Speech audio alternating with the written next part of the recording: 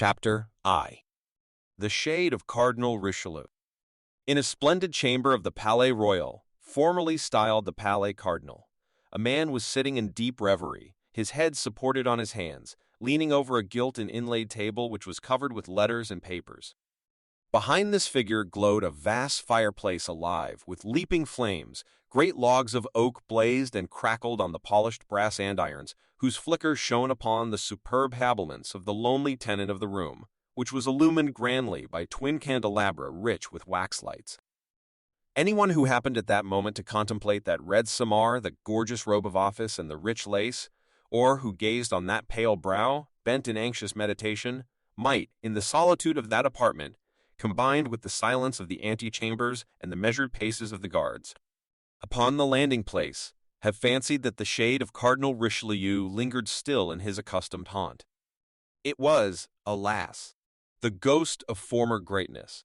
France enfeebled, the authority of her sovereign contemned, her nobles returning to their former turbulence and insolence, her enemies within her frontiers, all proved the great Richelieu no longer in existence.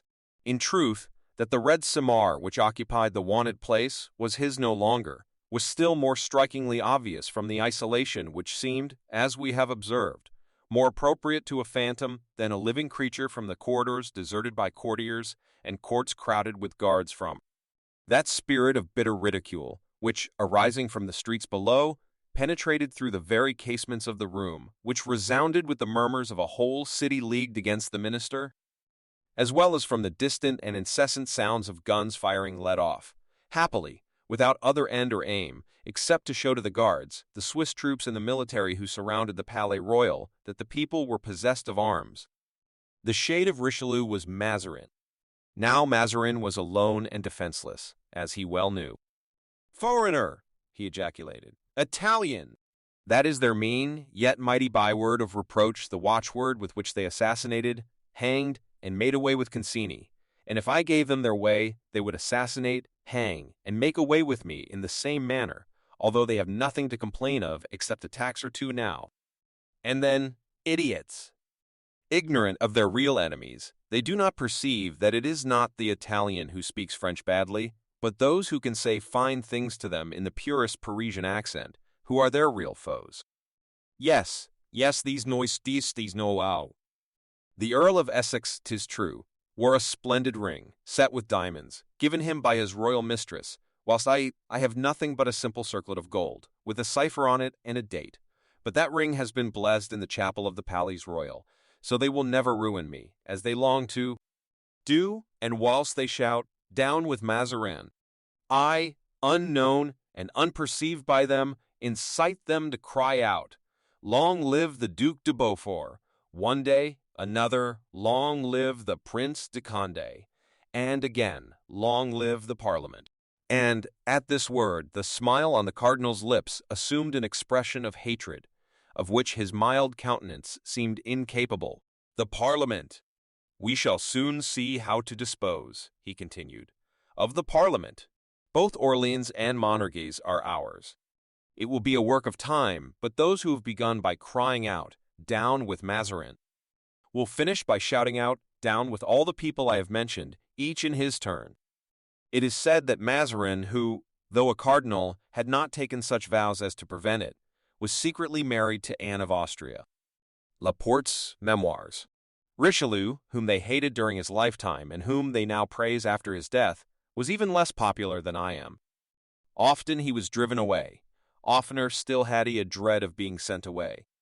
The Queen will never banish me, and even were I obliged to yield to the populace, she would yield with me.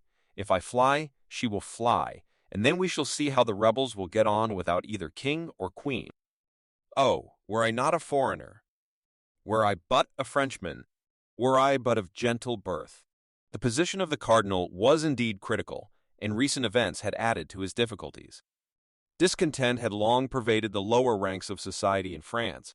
Crushed and impoverished by taxation imposed by Mazarin, whose avarice impelled him to grind them down to the very dust, the people, as the Advocate General Talon described it, had nothing left to them except their souls, and as those could not be sold by auction, they began to murmur. Patience had in vain been recommended to them by reports of brilliant victories gained by France. Laurels, however, were not meat and drink, and the people had for some time been in a state of discontent. Had this been all, it might not, perhaps, have greatly signified, for when the lower classes alone complained, the court of France, separated as it was from the poor by the intervening classes of the gentry and the bourgeoisie, seldom listened to their voice, but unluckily Mazarin had had the imprudence to attack the magistrates and had sold no less than 12 appointments in the Court of Requests, at a high price, and as the officers of that court paid very dearly for their places, and as the addition of 12 new colleagues would necessarily lower the value of each place, the old functionaries formed a union amongst themselves, and, enraged, swore on the Bible not to allow of this addition to their number, but to resist all the persecutions which might ensue, and should any one of them chance to forfeit his post by this resistance, to combine to indemnify him for his loss. Now the following occurrences had taken place between the two contending parties. On the 7th of January, between 700 and 800 tradesmen had assembled in Paris to discuss a new tax which was to be levied on house property. They deputed 10 of their number to wait upon the Duke of Orleans, who, according to his custom, affected popularity. The Duke received them, and they informed him that they were resolved not to pay this tax, even if they were obliged to defend themselves against its collectors by force of arms. They were listened to with great politeness by the Duke, who held out hopes of easier measures, promised to speak in their behalf to the Queen, and dismissed them with the ordinary expression of royalty, "We will see what we can do."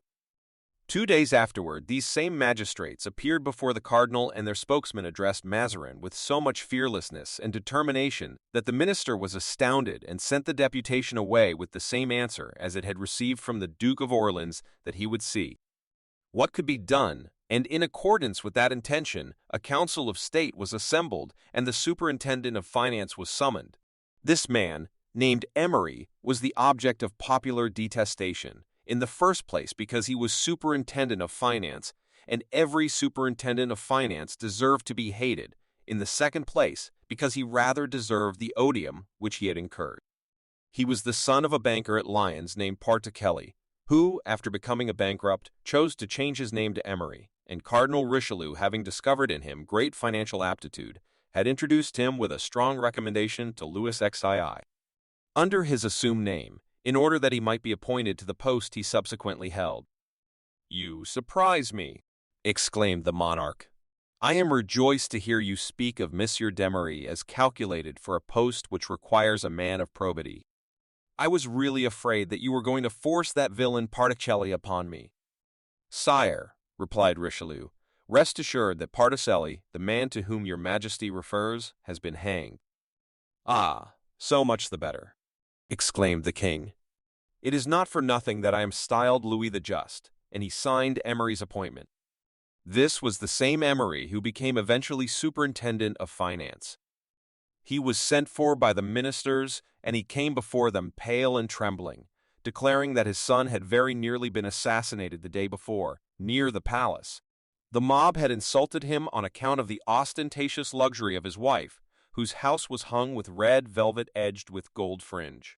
This lady was the daughter of Nicolas de Camus, who arrived in Paris with 20 francs in his pocket, became Secretary of State, and accumulated wealth enough to divide 9 millions of francs among his children, and to keep an income of 40,000 for himself. The fact was that Emery's son had run a great chance of being suffocated, one of the rioters having proposed to squeeze him until he gave up all the gold he had swallowed. Nothing, therefore, was settled that day, as Emery's head was not steady enough for business after such an occurrence. On the next day, Matthew Mole, the chief president, whose courage at this crisis, says the Cardinal de Retz, was equal to that of the Duc de Beaufort and the Prince de Conde, in other words, of the two men who were considered the bravest in France, had been attacked in his turn. The people threatened to hold him responsible for the evils that hung over them. But the chief president had replied with his habitual coolness, without betraying either disturbance or surprise, that should the agitators refuse obedience to the king's wishes, he would have gallows erected in the public squares and proceed at once to hang the most active among them. To which the others had responded that they would be glad to see the gallows erected, They would serve for the hanging of those detestable judges who purchased favor at court at the price of the people's misery. Nor was this all. On the 11th, the Queen, in going to Mass at Notre Dame, as she always did on Saturdays, was followed by more than 200 women demanding justice. These poor creatures had no bad intentions. They wished only to be allowed to fall on their knees before their sovereign, and that they might move her to compassion, but they were prevented by the royal guard, and the Queen proceeded on her way, haughtily disdainful of their entreaties. At length, Parliament was convoked. The authority of the king was to be maintained. One day, it was the morning of the day my story begins, the king, Louis XIV, then 10 years of age, went in state, under pretext of returning thanks for his recovery from the smallpox, to Notre Dame. He took the opportunity of calling out his guard, the Swiss troops, and the musketeers, and he had planted them around the Palais Royal, on the quays, and on the Pont Neuf. After Mass, the young monarch drove to the Parliament House, where, upon the throne, he hastily confirmed not only such edicts as he had already passed, but issued new ones, each one, according to Cardinal Dumas, more ruinous than the others, a proceeding which drew forth a strong remonstrance from the chief president, Mole, whilst President Mesnil and Councillor Brussel raised their voices in indignation against fresh taxes. The king returned amidst the silence of a vast multitude to the Palais Royal. All minds were uneasy, most were foreboding, many of the people used threatening language. At first, indeed, they were doubtful whether the king's visit to the Parliament had been in order to lighten or increase their burdens, but scarcely was it known that the taxes were to be still further increased, when cries of "Down with Mazarin," "Long live Brussels," "Long live Mesnil," resounded through the city. For the people had learned that Brussels and Mesnil had made speeches in their behalf, and, although the eloquence of these deputies had been without avail, it had none the less won for them the people's goodwill. All attempts to disperse the groups collected in the streets or silence their exclamations were in vain. Orders had just been given to the royal guards and the Swiss guards, not only to stand firm, but to send out patrols to the streets of St. Denis and St. Martin, where the people thronged and where they were the most vociferous. When the mayor of Paris was announced at the Palais Royal, he was shown in directly. He came to say that if these offensive precautions were not discontinued, in 2 hours, Paris would be under arms. Deliberations were being held when a lieutenant in the guards, named Comminges, made his appearance, with his clothes all torn, his face streaming with blood. The Queen, on seeing him, uttered a cry of surprise, and asked him what was going on. As the mayor had foreseen, the sight of the guards had exasperated the mob. The tocsin was sounded. Comminges had arrested one of the ringleaders and had ordered him to be hanged near the cross of Du Trottoir. But in attempting to execute this command, the soldiery were attacked in the marketplace with stones and halberds. The delinquent had escaped to the Rue des Lombards and rushed into a house. They broke open the doors and searched the dwelling, but in vain. Comminges, wounded by a stone which had struck him on the forehead, had left a picket in the street and returned to the Palais Royal, followed by a menacing crowd to tell his story. This account confirmed that of the mayor. The authorities were not in a condition to cope with serious revolt. Mazarin endeavored to circulate among the people a report that troops had only been stationed on the quays and on the Pont Neuf, on account of the ceremonial of the day, and that they would soon withdraw.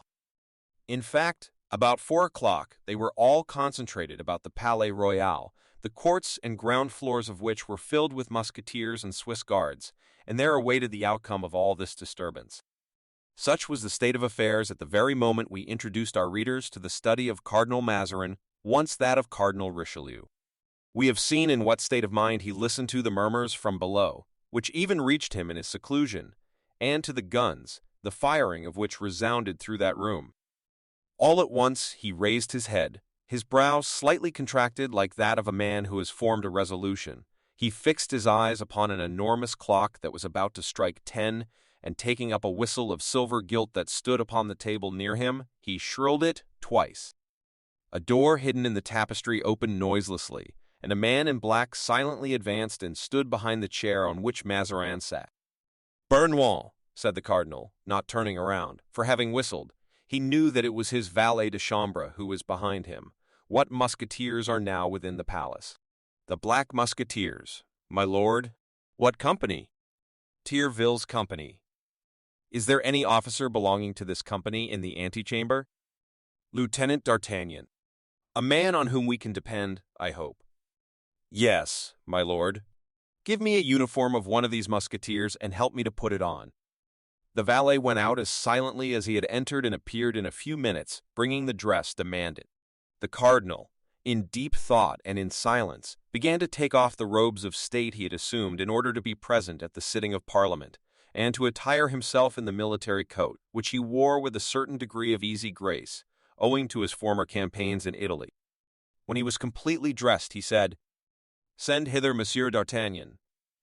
The valet went out of the room, this time by the center door, but still as silently as before. One might have fancied him an apparition. When he was left alone, the cardinal looked at himself in the glass with a feeling of self-satisfaction. Still young, for he was scarcely 46 years of age, he possessed great elegance of form and was above the middle height. His complexion was brilliant and beautiful, his glance full of expression. His nose, though large, was well proportioned, his forehead broad and majestic.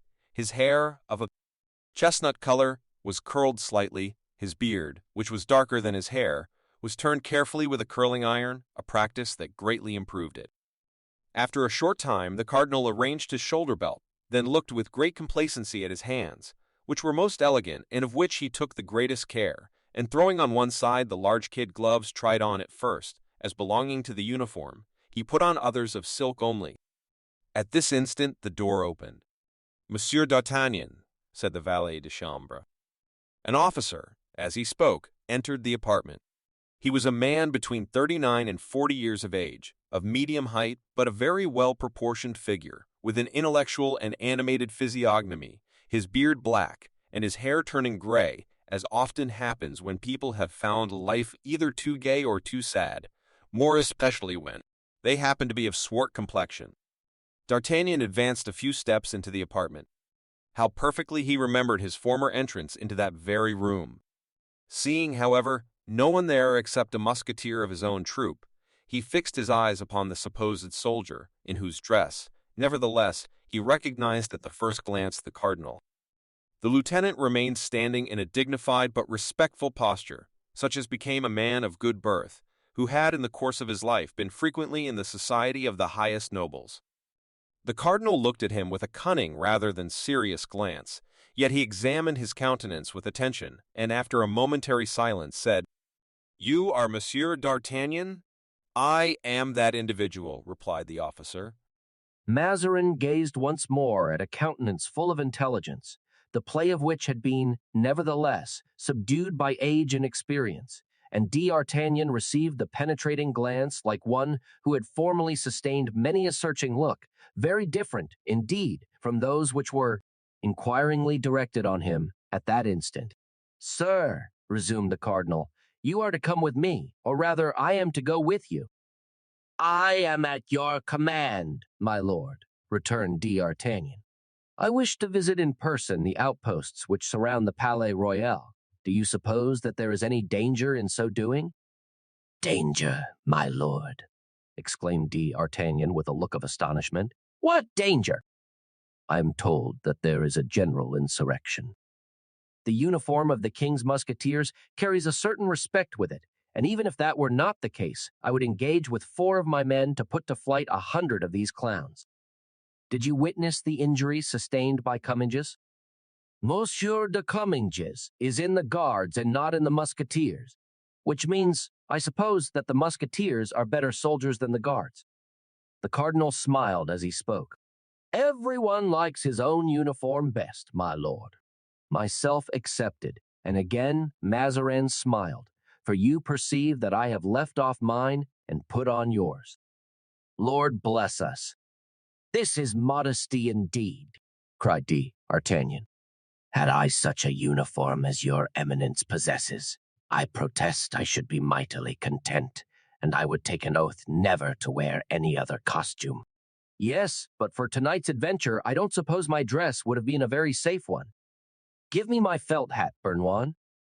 The valet instantly brought to his master a regimental hat with a wide brim. The cardinal put it on in military style. "Your horses are ready saddled in their stables, are they not?" he said, turning to D'Artagnan. Yes, my lord. Well, let us set out. How many men does your eminence wish to escort you? You say that with 4 men you will undertake to disperse 100 low fellows, as it may happen that we shall have to encounter 200, take 8. As many as my lord wishes. I will follow you. This way, light us downstairs, Bernouin. The valet held a wax light. The cardinal took a key from his bureau, and opening the door of a secret stair, descended into the court of the Palais Royal.